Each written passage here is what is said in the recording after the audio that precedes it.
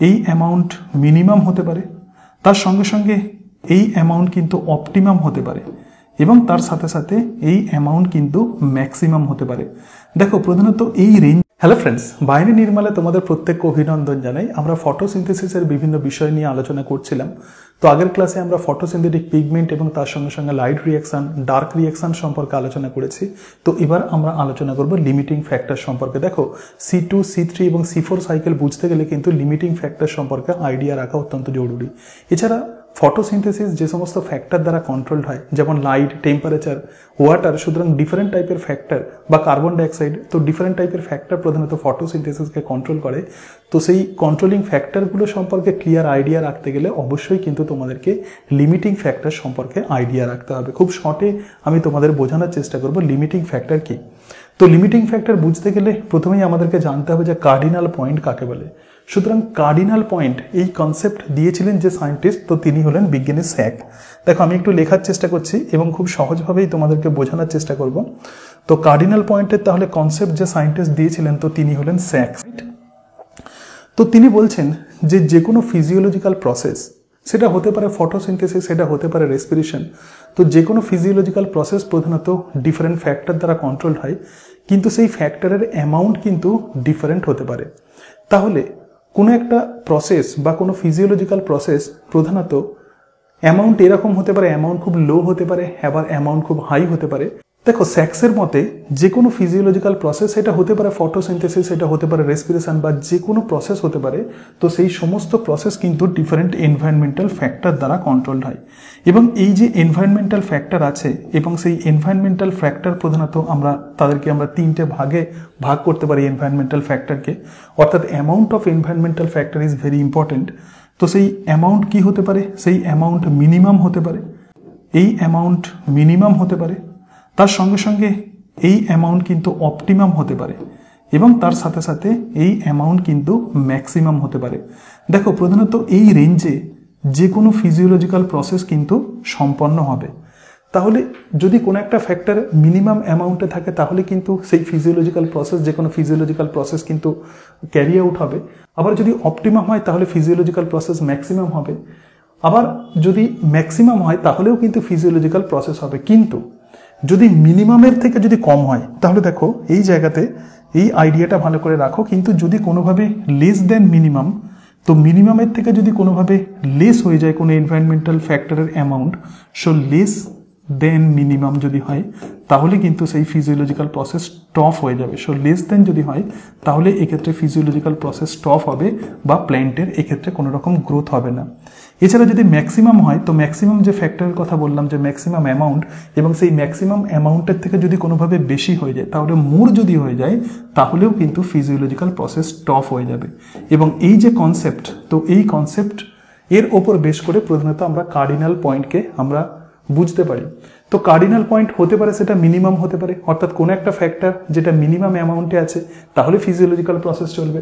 Optimum হতে পারে, তাহলে কোনো ফিজিওলজিক্যাল ফ্যাক্টর যে অপটিমাম লেভেলে আছে সেটা ফিজিওলজিক্যাল প্রসেসকে ম্যাক্সিমাম করে দেবে। এবং তার সঙ্গে সঙ্গে ম্যাক্সিমাম হতে পারে, কার্ডিনাল পয়েন্ট ম্যাক্সিমাম হতে পারে। তো এক্ষেত্রে প্রধানত সেই ফিজিওলজিক্যাল প্রসেস চলবে, কিন্তু ম্যাক্সিমামের থেকে যদি বেশি হয়ে যায় তাহলে কিন্তু ফিজিওলজিক্যাল প্রসেস স্টপ হয়ে যাবে।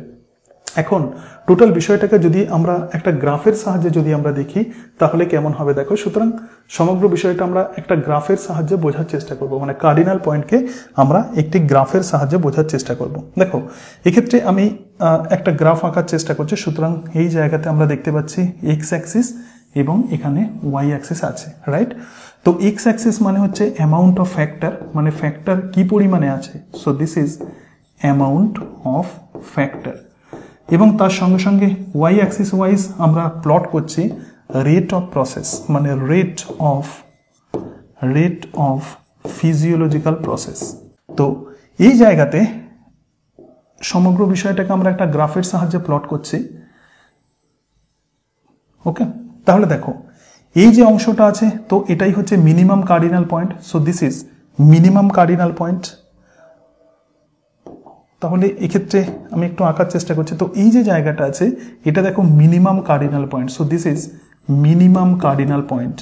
তাহলে এই মিনিমাম যে কার্ডিনাল পয়েন্ট আছে, এই মিনিমাম কার্ডিনাল পয়েন্টে কিন্তু ফিজিওলজিক্যাল প্রসেস হচ্ছে, কিন্তু এর থেকে যদি কম হয়ে যায়, মানে অ্যামাউন্ট যদি এই মিনিমাম পয়েন্টের থেকে যদি কোনোভাবে কম হয়ে যায়, তাহলে কিন্তু আর ফিজিওলজিক্যাল প্রসেস কিন্তু হবে না।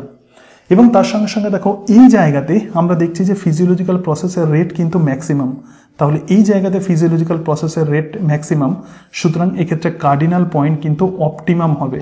তার মানে ফ্যাক্টরকে যদি আমরা ক্রমশ বাড়াই, অ্যামাউন্ট অফ ফ্যাক্টর যদি ক্রমশ আমরা বাড়াই, তাহলে এই যে পয়েন্ট আছে, তো এই পয়েন্টকেই আমরা বলবো অপটিমাম কার্ডিনাল পয়েন্ট। এবং তার সঙ্গে সঙ্গে এই ফিজিওলজিক্যাল ফ্যাক্টর ক্রমশ অপটিমাম লেভেল থেকে যদি তুমি বাড়িয়েও যাও, তাহলেও কিন্তু এই ফিজিওলজিক্যাল প্রসেসের রেট কিন্তু ক্রমশ কমতে থাকবে। তাহলে আরও আমরা বাড়াচ্ছি, অপটিমাম লেভেল থেকে যত বাড়াবো তত ফিজিওলজিক্যাল প্রসেসের রেট কমতে থাকছে, এবং কমতে কমতে ম্যাক্সিমাম লেভেলেও কিন্তু ফিজিওলজিক্যাল প্রসেস চলবে। সুতরাং এটা হচ্ছে ম্যাক্সিমাম লেভেল। তো এখানেও কিন্তু ফিজিওলজিক্যাল প্রসেস চলবে, কিন্তু এই ম্যাক্সিমাম লেভেলের থেকে যদি আমরা বেশি করে দিই এই অ্যামাউন্ট অফ ফ্যাক্টর, তাহলে কিন্তু ফিজিওলজিক্যাল প্রসেস বন্ধ হয়ে যাবে। তো এই যে টোটাল যে প্রসেস, তো এই টোটাল প্রসেসকেই আমরা বলবো কার্ডিনাল পয়েন্ট, রাইট? তো কার্ডিনাল পয়েন্ট তো আমরা ভালোভাবে আমরা বুঝতে পারলাম, কারণ লিমিটিং ফ্যাক্টর বুঝতে গেলে কিন্তু অবশ্যই কার্ডিনাল পয়েন্টকে কিন্তু খুব ভালো করে বুঝতে হবে। তো এবারে আমরা যে বিষয়টা আলোচনা করব সেটা হচ্ছে যে ল অফ মিনিমাম। তো ল অফ মিনিমাম এই আইডিয়া দিয়েছিলেন যে বিজ্ঞানী, তো তিনি হলেন বিজ্ঞানী জাস্টিস ভন লিবিগ। তো জাস্টিস ভন লিবিগের ল অফ মিনিমামে কি বলছে দেখো, এবং তারপরে আমরা আলোচনা করব যে ব্ল্যাকম্যানসের ল। তো ব্ল্যাকম্যানসের যে সীমাস্ত সূত্র যেটাকে বলা হয়, তো তারপরে আমরা সেটা আলোচনা করব। তো জাস্টিস ভন লিবিগ যে কনসেপ্ট দিচ্ছেন, তো সেটাই হচ্ছে ল অফ মিনিমাম। তো ল অফ মিনিমামে কি বলা হচ্ছে, ভন লিবিগ এটা বলছেন যে কোনো প্ল্যান্টের গ্রোথ প্রধানত 17টা নিউট্রিয়েন্টস দ্বারা কন্ট্রোলড হয়। আমি একটু লেখার চেষ্টা করছি। সুতরাং প্ল্যান্টসের গ্রোথ প্রধানত 17 নিউট্রিয়েন্টস কন্ট্রোল করবে প্ল্যান্টসের গ্রোথ। সো 17 নিউট্রিয়েন্টস বা পুষ্টি প্রধানত প্ল্যান্টসের গ্রোথকে কন্ট্রোল করে। আবার এই যে নিউট্রিয়েন্টস আছে, এর মধ্যে কোনো নিউট্রিয়েন্টস ম্যাক্সিমাম হতে পারে, আবার কোনো নিউট্রিয়েন্টস মিনিমাম হতে পারে। এবং তিনি বলছেন এই যে 17 যে নিউট্রিয়েন্টস আছে, প্রত্যেকটা নিউট্রিয়েন্টস কিন্তু ইম্পর্টেন্ট, এবং এক্ষেত্রে কোনো একটা নিউট্রিয়েন্টের অ্যামাউন্ট যদি কম হয়, তাহলে কিন্তু আর সেই ফিজিওলজিক্যাল প্রসেস সম্পন্ন হবে না। এবং এই যে আইডিয়া, এই যে কনসেপ্ট, তো একেই আমরা বলবো ল অফ মিনিমাম। তার মানে কি, মিনিমামের থেকে যদি কোনোভাবে কম হয়ে যায় কোনো একটি ফ্যাক্টর বা কোনো নিউট্রিয়েন্টস, তাহলে কিন্তু সেই ফিজিওলজিক্যাল প্রসেস আর কিন্তু সম্পন্ন হবে না, এবং এক্ষেত্রে প্ল্যান্টসের গ্রোথ কিন্তু বন্ধ হয়ে যাবে। তো এই যে আইডিয়া, তো একেই আমরা কিন্তু বলবো ল অফ মিনিমাম। আমি একটু বোঝানোর চেষ্টা করছি। দেখো, ধরা যাক আমি দুটো জায়গার আমি সয়েল নিচ্ছি। ধরা যাক এক্ষেত্রে দুটো জায়গার সয়েল আমি এক্ষেত্রে আঁকার চেষ্টা করছি। সো এটা একটা জায়গার সয়েল। প্রত্যেকেই জানে যে সয়েলের মধ্যে প্রধানত নিউট্রিয়েন্টস থাকে, এবং সেই nutrients nitrogen, phosphorus, potassium, different nutrients হতে পারে, এবং এটাও কিন্তু একটা জায়গাকার সয়েল, রাইট? একটু কিন্তু ভালো করে বুঝতে হবে, তবে টোটাল আইডিয়াটা তোমাদের কাছে ক্লিয়ার হবে। সুতরাং দুটো ডিফারেন্ট এরিয়া আছে, এবং এই দুটো ডিফারেন্ট এরিয়ার সয়েল আঁকছি। ওকে, তাহলে দুটো ডিফারেন্ট এরিয়ার আমরা সয়েল আঁকলাম। আচ্ছা, এখানে যে সয়েল আছে, এবার এই সয়েলে আমি ডিফারেন্ট ফ্যাক্টর লিখছি। দেখো, একটা ফ্ল্যাগের সাহায্যে বোঝানোর চেষ্টা করছি। তাহলে এই সয়েলে কিন্তু নাইট্রোজেন হিউজ অ্যামাউন্টে আছে। তো নাইট্রোজেন আছে, তার সঙ্গে সঙ্গে ধরো এই জায়গাতে ফসফেট আছে, পটাশিয়াম আছে, নাইট্রোজেন আছে, পটাশিয়াম আছে, এবং এই সয়েলে কিন্তু ফসফরাসও আছে। তার মানে বিভিন্ন ম্যাক্রো নিউট্রিয়েন্টস এক্ষেত্রে আছে সয়েলে। কিন্তু ঘটনা হচ্ছে, ধরে যাক এই সয়েলে একটি মাইক্রো নিউট্রিয়েন্টসের কথা বলছি, তো এই মাইক্রো নিউট্রিয়েন্টস কম পরিমাণে আছে, এবং এই মাইক্রো নিউট্রিয়েন্টস হচ্ছে বোরন, রাইট? অর্থাৎ বোরনের অ্যামাউন্ট এই সয়েলে এমনই আছে যে এই মিনিমাম অ্যামাউন্টের জন্য এখানে কিন্তু প্ল্যান্টসের গ্রোথ হচ্ছে, কিন্তু এই মিনিমাম অ্যামাউন্টের থেকে যদি কোনোভাবে কমে যায়, তাহলে কিন্তু প্ল্যান্টসের আর ডেভেলপমেন্ট বা গ্রোথ হবে না। তাহলে এক্ষেত্রে যে মিনিমাম অ্যামাউন্ট, দেখো এটা আমি ফ্ল্যাগের সাহায্যে লিখেছি। তো নাইট্রোজেনের হাইট এক্ষেত্রে বেশি, মানে নাইট্রোজেন অনেকটাই আছে, পটাশিয়াম অনেকটা আছে, ফসফরাস অনেকটা আছে, কিন্তু এই যে বোরন আছে, এই বোরন কিন্তু মিনিমাম কার্ডিনাল পয়েন্টে আছে। সুতরাং এটা মিনিমাম লেভেলে আছে, এবং এই মিনিমাম লেভেলে কিন্তু প্ল্যান্টস গ্রোথ শো করছে। সুতরাং এই জায়গাতে প্ল্যান্টসের কিন্তু বৃদ্ধি হবে। ধরে দেখ এক্ষেত্রে প্ল্যান্টস আছে, তো এই প্ল্যান্টসের কিন্তু বৃদ্ধি এক্ষেত্রে হবে, রাইট? কারণ এই জায়গাতে কিন্তু মিনিমাম অ্যামাউন্টের বোরন আছে, যেটা একটা মাইক্রোনিউট্রিয়েন্টস। কিন্তু এক্ষেত্রে এই যে সয়েল আছে, আর একটা মাটি ধরা যাক আমরা নিচ্ছি, তো এই মাটিতে আমরা যদি দেখি, দেখো এই মাটিতে ধরা যাক নাইট্রোজেন আছে, সুতরাং নাইট্রোজেন অনেকটা পরিমাণেই আছে, তো নাইট্রোজেন আছে, এবং তার সঙ্গে সঙ্গে এক্ষেত্রে আমরা লিখছি পটাশিয়াম আছে। তো পটাশিয়াম যেহেতু এক্ষেত্রে মানে ফ্ল্যাগের হাইট যেহেতু বড় করছে, তাহলে পটাশিয়াম অনেকটাই আছে। তার সঙ্গে সঙ্গে দেখো এই জায়গাতে ফসফরাস আছে, সুতরাং ফসফরাস আছে, কিন্তু বা আমরা যেটা লিখেছি তো ফসফরাস আছে, কিন্তু এই জায়গাতে দেখো বোরনের পরিমাণ কিন্তু অনেক কম আছে, সুতরাং এক্ষেত্রে আমরা কি দেখছি, বোরন অনেক কম আছে। তো এই যে বোরন, এই বোরন কিন্তু লেস দেন মিনিমাম অ্যামাউন্টে আছে, সো লেস দেন মিনিমাম, তাহলে বোরন কিন্তু মিনিমাম অ্যামাউন্টের থেকে এক্ষেত্রে কম আছে, সুতরাং এই জায়গাতে প্ল্যান্টসের কিন্তু গ্রোথ হবে না। তাহলে দেখো ডিফারেন্ট এনভায়রনমেন্টাল ফ্যাক্টর আছে, ডিফারেন্ট নিউট্রিয়েন্টস আছে, কিন্তু ডিফারেন্ট নিউট্রিয়েন্টস যদিও বিভিন্ন নিউট্রিয়েন্টস অনেক বেশি পরিমাণে আছে, কিন্তু কেবলমাত্র একটা নিউট্রিয়েন্টসের কিন্তু কন্ট্রোল করছে প্ল্যান্টসের গ্রোথ বা ডেভেলপমেন্ট। এক্ষেত্রে বোরনের কথা বলছি, বোরন যেহেতু মাইক্রো নিউট্রিয়েন্টস, তো সেই জন্য বোরনের কথা আমরা ধরেছি বা আমি এক্ষেত্রে এক্সাম্পল দিয়েছি। তাহলে বোরন যখন মিনিমাম অ্যামাউন্টে যখন কোনো সয়েলের মধ্যে থাকবে, তখন কিন্তু ফটোসিনথেসিস হবে, কিন্তু ঘটনা হচ্ছে এই মিনিমাম অ্যামাউন্টের থেকে যদি কম হয়ে যায়, তাহলে কিন্তু ফটোসিনথেসিস হবে না। এক্ষেত্রে যেটার পরিমাণ প্রধানত কম আছে, সেটাই কিন্তু এই ফটোসিনথেটিক রেটকে কন্ট্রোল করছে, এবং সেই কারণের জন্যই এই বোরনকে আমরা বলবো limiting factor. So this is the concept of limiting factor. তাহলে প্ল্যান্টসের গ্রোথের জন্য প্রধানত বিভিন্ন রকমের ফ্যাক্টর লাগে, অনেক রকমের ফ্যাক্টর আছে, কিন্তু কেবলমাত্র অনলি ওয়ান ফ্যাক্টর কিন্তু গ্রোথকে কন্ট্রোল করছে। যদিও অন্যান্য ফ্যাক্টর অনেক বেশি পরিমাণে আছে, কিন্তু একটি ফ্যাক্টরও যদি মিনিমাম অ্যামাউন্টের থেকে যদি কম থাকে, তাহলে কিন্তু সেই ফ্যাক্টর এর জন্যই প্রধানত প্ল্যান্টসের আর ডেভেলপমেন্ট বা প্রপার গ্রোথ হবে না। তো এই যে ফ্যাক্টর, তো এই ফ্যাক্টরকেই আমরা বলবো লিমিটিং ফ্যাক্টর। তাহলে দেখো লিমিটিং ফ্যাক্টর মানে কি, ব্যাপারটা কি, লিমিটিং ফ্যাক্টর এবং তার সঙ্গে সঙ্গে মিনিমাম ফ্যাক্টরের মধ্যে পার্থক্য আছে। তো মিনিমাম ফ্যাক্টর হচ্ছে সেই মিনিমাম অ্যামাউন্ট অফ কোনো এনভায়রনমেন্টাল ফ্যাক্টর যেখানে প্ল্যান্টসের কিন্তু গ্রোথ কন্টিনিউ হবে, বাট লিমিটিং ফ্যাক্টর হচ্ছে যদি কোনোভাবে মিনিমাম অ্যামাউন্টের থেকে সেই ফ্যাক্টরের অ্যামাউন্ট যদি কমে যায়, তাহলে কিন্তু গ্রোথ আর হবে না। তো যে ফ্যাক্টরের জন্য এই ঘটনাটা ঘটছে, গ্রোথ এক্ষেত্রে বন্ধ হয়ে গেছে, তো সেই ফ্যাক্টরকেই আমরা বলবো লিমিটিং ফ্যাক্টর। এবং এই আইডিয়াটাই দিয়েছিলেন বিজ্ঞানী জাস্টিস ভন লিবি, এবং একেই প্রধানত বলা হয় ল অফ মিনিমাম। তো ল অফ মিনিমাম এরপরে ল অফ মিনিমামের একটা মডিফাইড ফর্ম দিলেন যে বিজ্ঞানী, তো তিনি হচ্ছেন ব্ল্যাকম্যানস। এবং তোমরা প্রত্যেকেই জানো যে ব্ল্যাকম্যানস কিন্তু প্রধানত কেলভিন সাইকেলের আইডিয়া দিয়েছিলেন, এবং তার সঙ্গে সঙ্গে লাইট রিয়াকশন, ডার্ক রিয়াকশন, ফটোসিনথেসিসের বিভিন্ন বিষয় প্রধানত তিনি এক্সপেরিমেন্টালি বিভিন্নভাবে তিনি ফটোসিনথেসিসের বিভিন্ন অ্যাসপেক্টকে বোঝার চেষ্টা করেছিলেন। সুতরাং এই জাস্টিস ভন লিবিগের যে ল অফ মিনিমাম, তো তারই একটা মডিফাইড ভার্সন আমরা বলতে পারি ব্ল্যাকম্যানসের ল। আমি এটাও কিন্তু একটি এক্সাম্পল দিয়ে তোমাদেরকে বোঝানোর চেষ্টা করব। তো ব্ল্যাকম্যান কি বলছেন, ব্ল্যাকম্যান এটাই বলছেন যে ফটোসিনথেসিস প্রধানত 5টা ফ্যাক্টর দ্বারা কন্ট্রোল হয়। প্রথম যে ফ্যাক্টর আছে, তো সেটা হচ্ছে কোয়ান্টিটি অফ ওয়াটার, তাহলে মাটিতে কি পরিমাণ জল আছে সেটা ফটোসিনথেসিসকে কন্ট্রোল করে, রেট অফ ফটোসিনথেসিসকে। তার সঙ্গে সঙ্গে quantity of the CO2, carbon dioxide কি পরিমাণ আছে সেটা ফটোসিনথেসিসের রেটকে কন্ট্রোল করে।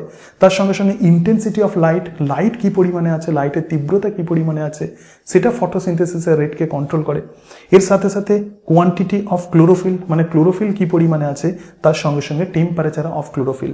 তাহলে এই 5টি ফ্যাক্টর কিন্তু ফটোসিনথেসিসের রেটকে প্রধানত কন্ট্রোল করছে। ওকে, তো এটা কিন্তু ব্ল্যাকম্যানসের আমরা পড়ছি। তাহলে 5টা ফ্যাক্টর, তো 5 ফ্যাক্টর প্রধানত কন্ট্রোল করছে। যে কোনো একটা ফ্যাক্টর যদি মিনিমাম অ্যামাউন্টের থেকে যদি কম থাকে, তাহলে লেস দেন যদি মিনিমাম অ্যামাউন্ট যদি হয় কোনো একটা ফ্যাক্টর, তখনই কিন্তু এক্ষেত্রে প্ল্যান্টসের গ্রোথ তখন এক্ষেত্রে স্টপ হয়ে যাবে। সুতরাং প্ল্যান্টসের গ্রোথ এক্ষেত্রে স্টপ হয়ে যাবে।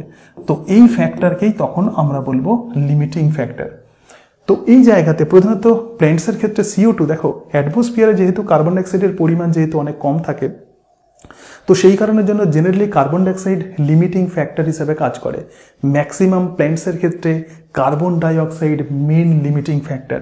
তাহলে মেন যে limiting factor, so main limiting factor হচ্ছে কার্বন ডাই অক্সাইড। ম্যাক্সিমাম ক্ষেত্রে সমস্ত উদ্ভিদের ক্ষেত্রে কার্বন ডাই অক্সাইড কিন্তু প্রধান লিমিটিং ফ্যাক্টর, কারণ এর অ্যামাউন্ট কিন্তু সব সময় কম থাকে। অ্যাটমসফিয়ারে কার্বন ডাই অক্সাইডের অ্যামাউন্ট মাত্র 0.03%, অর্থাৎ কেবলমাত্র 300 parts per million carbon die oxide আমরা অ্যাটমসফিয়ারে পাই। তাহলে অন্যান্য ফ্যাক্টরের তুলনায় কার্বন ডাই অক্সাইডই কিন্তু এক্ষেত্রে ফটোসিনথেটিক রেটকে কন্ট্রোল করে। তো কার্বন ডাই অক্সাইডই প্রধানত সমস্ত প্ল্যান্টসের ক্ষেত্রে কিন্তু লিমিটিং ফ্যাক্টর। কিন্তু অ্যাকোয়াটিক প্ল্যান্টের ক্ষেত্রে কিন্তু carbon die oxide limiting factor নয়। বাট এক্সেপশনের যেটা আছে সেটা হচ্ছে অ্যাকোয়াটিক প্ল্যান্টস, জলজ যে সমস্ত উদ্ভিদ আছে তাদের ক্ষেত্রে কিন্তু লিমিটিং ফ্যাক্টর নেই। এবং আরও একটা কন্ডিশন আছে, যদি কোনোভাবে ক্লাউডি যদি এনভায়রনমেন্ট হয়, তো ক্লাউডি যদি এনভায়রনমেন্ট হয় তাহলে কিন্তু এক্ষেত্রে লাইট তখন লিমিটিং ফ্যাক্টর হয়ে যায়। তো ক্লাউডি এনভায়রনমেন্টে লাইট কিন্তু লিমিটিং ফ্যাক্টর হয়ে যায়। কেন? কারণ তখন লাইটের পরিমাণ কমে যায়, সুতরাং এই জায়গাতে লাইট তখন কিন্তু লিমিটিং ফ্যাক্টর হয়ে যায়, রাইট? তো এটাই হচ্ছে প্রধানত ব্ল্যাকম্যানসের আইডিয়া। কিন্তু তবুও ব্ল্যাকম্যানসের আইডিয়া তোমরা যদি বুঝতে না পারো, আমি একটি এক্সাম্পল দিয়ে তোমাদেরকে বোঝানোর চেষ্টা করছি। তো যেটা আমরা দেখলাম যে বিভিন্ন ফ্যাক্টর, মানে 5টা ফ্যাক্টর প্রধানত ফটোসিনথেটিক রেটকে কন্ট্রোল করে। কিন্তু যদি কোনো একটা ফ্যাক্টর মিনিমাম অ্যামাউন্টের থেকে যদি কোনোভাবে কম থাকে তাহলে কিন্তু সেই ফ্যাক্টরই ফটোসিনথেটিক রেটকে প্রধানত কন্ট্রোল করবে। এক্ষেত্রে একটা এক্সাম্পল আমি তোমাদের দেওয়ার চেষ্টা করছি, তাহলে খুব সহজেই তোমরা এই লিমিটিং ফ্যাক্টর বুঝতে পারবে, অত্যন্ত সহজভাবে তোমরা বুঝতে পারবে। দেখো, আমি 3টে কেস লিখছি, রাইট? ধরা যাক এক্ষেত্রে কেস 1, এক্ষেত্রে আরও একটা কেস লিখছি কেস নাম্বার 2, এবং আরও একটা কেস লিখছি তো কেস নাম্বার 3, রাইট? ধরা যাক কোনো একটা পেন ফ্যাক্টরি, তো সেই পেন ফ্যাক্টরি কি করছে? পেন তৈরি করছে। আমরা যে হাতে যে লিখি পেন, তো সেই পেন কোনো একটা পেন ফ্যাক্টরি তৈরি করছে। তাহলে পেন তৈরি করার জন্য কি লাগবে? পেন তৈরি করার জন্য অবশ্যই রিফিল লাগবে। তো এই ক্ষেত্রে আমি রিফিল লিখছি, সো রিফিল। এবং তার সঙ্গে সঙ্গে পেনের কি থাকবে? পেনের বডি থাকবে, তাহলে বডি লাগবে, ওকে। এবং সেকেন্ড যেটা, তো সেটা হচ্ছে পেনের ক্যাপ লাগবে। তাহলে দেখো এক্ষেত্রে আমি ক্যাপ আঁকার চেষ্টা করছি, তাহলে পেনের কি লাগবে? পেনের ক্যাপ লাগবে, রাইট? তাহলে পেন তৈরি করার জন্য আমি ধরে নিচ্ছি যে 3টে মেন ইম্পর্টেন্ট জিনিস, একটা হচ্ছে রিফিল, একটা বডি এবং আর একটা হচ্ছে ক্যাপ। এখন সেই পেন ফ্যাক্টরির কাছে এই সমস্ত জিনিসগুলো কি পরিমাণে আছে একটু দেখি। ধরা যাক কেস 1-এ আমরা দেখছি যে 50টা রিফিল আছে, কেস 2-তে তুমি ধরে নাও এক্ষেত্রে 40টা রিফিল আছে, আবার কেস নাম্বার 3-তে আমরা দেখছি যে 60টা রিফিল আছে, রাইট? আবার দেখো বডি দেখছি যখন 50টা রিফিল আছে এবং তার সঙ্গে সঙ্গে বডি আছে ধরে নাও 30টা এবং ক্যাপ আছে ধরে নাও 20টা, ওকে। তাহলে এই জায়গাতে কেস নাম্বার 2-তে ধরা যাক বডি আছে, তুমি ধরে নাও এক্ষেত্রে বডি আছে 25 আর ক্যাপ আছে ধরা যাক এক্ষেত্রে আমরা ধরছি যে 35, ওকে। আবার দেখো এই যে কেস নাম্বার 3-তে রিফিল তো 60টা আছে, আবার ধরা যাক বডি আছে কতগুলো, মানে বডি কাজ করতে করতে আর কি বডি তৈরি হয়েছে, প্ল্যান্টস বডি অনেকগুলো আমার। তো এক্ষেত্রে পেনের বডি তাহলে কতগুলো আছে? 70। আবার এই জায়গাতে দেখো ক্যাপ আছে ধরে নাও 80, ওকে। তাহলে একটা কমপ্লিট পেন তৈরি করতে গেলে অবশ্যই রিফিল, বডি এবং ক্যাপ লাগবে। সুতরাং কমপ্লিট পেন তৈরি করতে গেলে প্রথম কেসে কতগুলো পেন তৈরি হবে দেখো। তো প্রথম কেসে কতগুলো পেন তৈরি হবে? প্রথম কেসে আমরা দেখছি 50টা রিফিল আছে, 30টা বডি আছে আর ক্যাপ আছে হচ্ছে 20টা। তাহলে কতগুলো আমরা পেন তৈরি করতে পারবো? প্রথম কেসে 20টা পেন তৈরি করতে পারবো। আবার দেখো কেস নাম্বার 2-তে আমরা দেখছি রিফিল আছে 40টা, বডি আছে 25টা, আবার ক্যাপ আছে 35। তাহলে এক্ষেত্রে কতগুলো পেন তৈরি করতে পারবো? 25। আবার কেস নাম্বার 3-তে দেখো রিফিল আছে 60, বডি আছে কত? 70 এবং ক্যাপ আছে কতগুলো? 80। তাহলে কতগুলো আমরা পেন তৈরি করতে পারবো? 60। সুতরাং এই যে বিষয়গুলো, অর্থাৎ দেখো মিনিমাম এই যে ফ্যাক্টর, তো এই মিনিমাম ফ্যাক্টরই কিন্তু প্রধানত ঠিক করে দিচ্ছে যে কতগুলো পেন তৈরি হবে। তো এটাই প্রধানত ব্ল্যাকম্যানের লিমিটিং ফ্যাক্টরের ল। তো ব্ল্যাকম্যান যেটা বলছেন যে অনেক ফ্যাক্টর থাকলেও কেবলমাত্র একটি ফ্যাক্টরই কিন্তু কেবলমাত্র দেখো 5টা ফ্যাক্টর প্রধানত ফটোসিনথেসিসকে কন্ট্রোল করলেও অনলি ওয়ান ফ্যাক্টর যেটা লেস দেন মিনিমাম অ্যামাউন্টের যে ফ্যাক্টরটা থাকবে সেটাই কিন্তু প্ল্যান্টসের গ্রোথকে কন্ট্রোল করবে, এবং এটাই হচ্ছে ব্ল্যাকম্যানের ল, রাইট? তাহলে আশা করি তোমরা ব্ল্যাকম্যানসের ল ভালোভাবে বুঝতে পেরেছো। দেখো অনেকের কনসেপশন থাকে না, তো যেটা বলছিলাম যে বিভিন্ন এনভায়রনমেন্টাল ফ্যাক্টর বুঝতে গেলে অবশ্যই কিন্তু এই ব্ল্যাকম্যানসের ল তোমাদেরকে জানতে হবে, এবং তার সঙ্গে সঙ্গে জাস্টিন ভন লিভিগের যে এক্ষেত্রে আমরা দেখলাম যে ল অফ মিনিমাম, তার সঙ্গে সঙ্গে স্যাক্সের কার্ডিনাল পয়েন্ট, এগুলো সম্পর্কেও কিন্তু আইডিয়া রাখতে হবে। আজকে তাহলে এই পর্যন্তই। এর পরের দিন আমরা C4 সাইকেল, তারপরে C2 সাইকেল এবং তারপরে ক্রাসুলিসিয়ান অ্যাসিড মেটাবলিজম সম্পর্কে আলোচনা করব, এবং একদম লাস্ট আমরা এনভায়রনমেন্টাল ফ্যাক্টর কিভাবে ফটোসিনথেসিসকে কন্ট্রোল করে সেটা আলোচনা করব। সকলে ভালো থেকো। Thank you and that's it.